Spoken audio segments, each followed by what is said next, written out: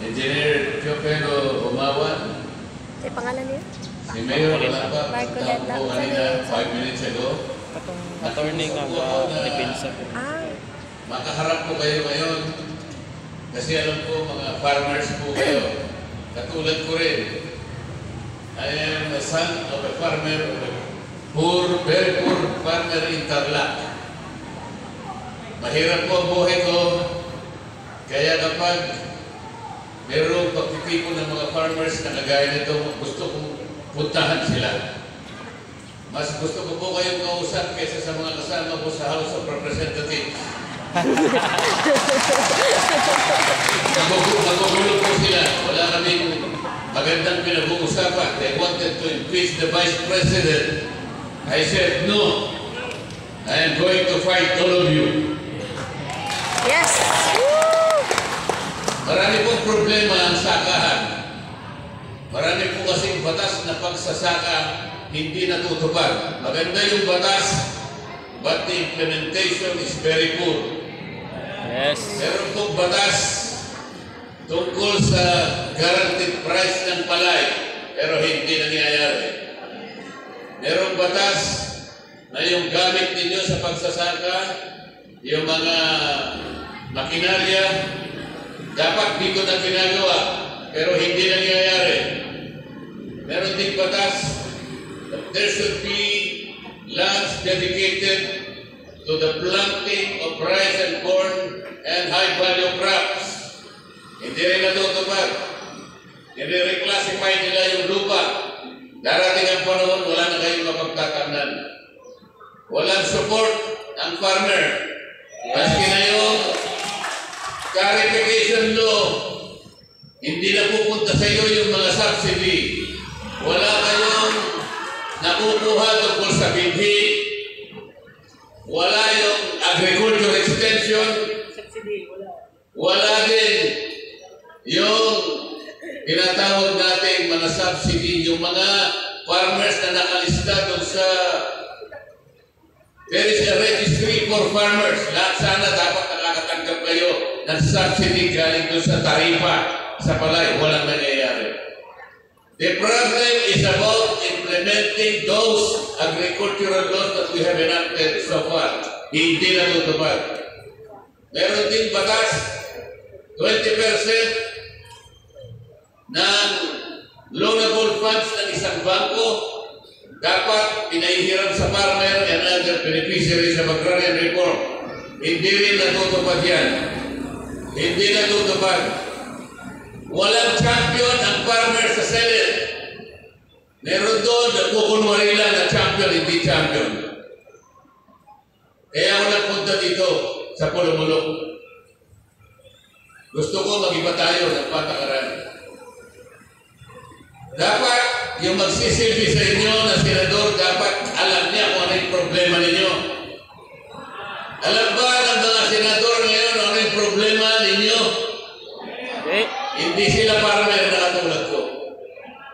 Hindi sila marunong magtanim ng palay, hindi sila marunong magtanim ng tubo. Hindi sila marunong sumakay sa kalabaw. Ako po, galing ako ng Tarlac, mahirap ang buhay ko. Nag-aral ako, naghanap ng mga scholarship. Kung hindi scholarship, hindi sana ako nakapag-aral. Hindi sana ako umabot sa kinalalagyan ko ngayon. Kaya po, nakikiusap ako sa inyo. Marami na ako nakausap na tao.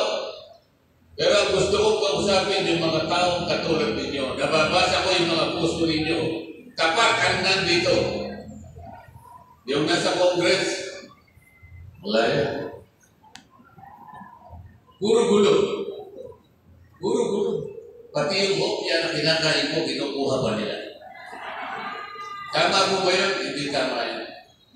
Gusto ko po, tulungan ko kayo, pero tulungan nyo rin ako makarating sa Senado. Balikan po natin yung iba doon.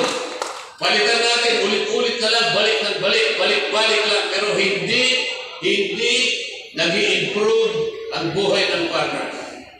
Ngayon, pati yung mga anak ninyo ayaw nang sumunod sa bakas ninyo.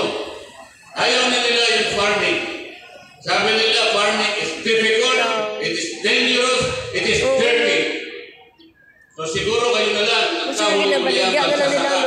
Tapos sa may ating ibang bansa. subdivision. Kasi hindi sila nai-inspire. Nuevo. Wala kayong kita. Napakalaki ng production cost kumpara sa ibang bansa. You produce 1 kilo of palay, 12 pesos. In Vietnam, it's 6 pesos. In Malaysia, it's 8 pesos. Indonesia, even lower. Walang gumagawa, walang gagawa nito because they do not understand what agriculture is. Pati kuryente, walang nag-aaral sa kuryente. Mataas po ba yung kuryente dito? Totoo po yun. The price of electricity in this country is sky high. The price of electricity in the Philippines is the highest in all Asia. Mali po yun because ang batas po ang sabi niya kailangan ang kuryente sa bansa ito ay abot kaya. Abot kaya, yun ang nakasulat sa batas. Barato, nakasulat sa batas. Yun po yung layunin, pero hindi natutupad. Hanggang ngayon, kailan po nagawa yung batas na yun? 23 years ago. So after 23 years, there is a continuing violation of this law dahil mataas pa rin, barato pa rin ang kuryente.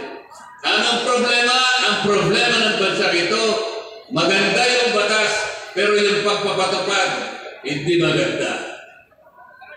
Pag nagawa yung batas, wala na nagbabantay. Gawa ng batas. Mahirap gumawa ng batas. Matagal gumawa ng batas. Pero pag nagawa, the implementation, nobody monitors. So mga kababayan, mga farmers sa Pulo-Mulo, ang makakaintindi lamang po sa inyo is a person who knows what farming is. Ang makakatulong lamang sa inyo ay isang tao na alam niya kung saan siya nanggaling. Nanggaling sa katulad po ninyo na nasa farm. Marcoleta. Mahirap po, ngunit kailangan po natin malaki yung problema ng ating bansa. Malaki po ang problema Sir ng ating Marcoleta. bansa. In agriculture, talong-talo na po tayo ng lahat ng bansa sa Asia. Nag-i-import tayo, napakarami natin pagtatamnan ng palay, but we import. This is wrong. Pati po yung National Irrigation Administration, nasabi ko sa kanila, alam mo, hindi na National Irrigation Administration ngayon eh. National Irrigation Administration.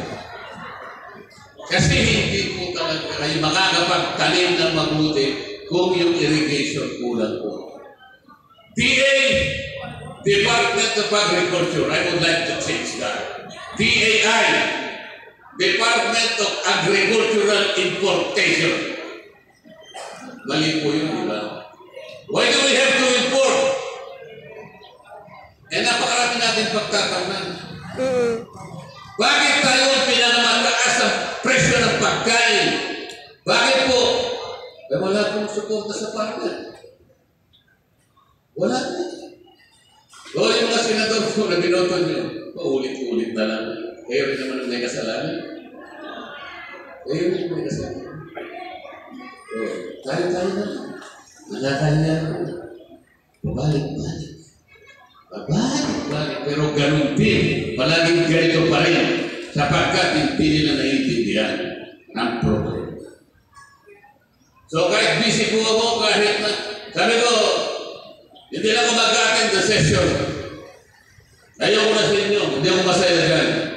Kahanapin ko na lang yung mga tao na ang puso ay pusila. Tapat ang puso. Yun ang gusto kong kausapin. Yun ang gusto kong puntahan. Kahit na napakalayo ng Pulo-Mulo, pupuntahan mo pa rin yun. Maraming salamat po sa inyo lahat. Katong binigay nyo sa akin. Darating po ako ulit dito. Pupuntahan po ulit kayo dito. Pero dapat, senador na po ako ng ating bansa. Yes!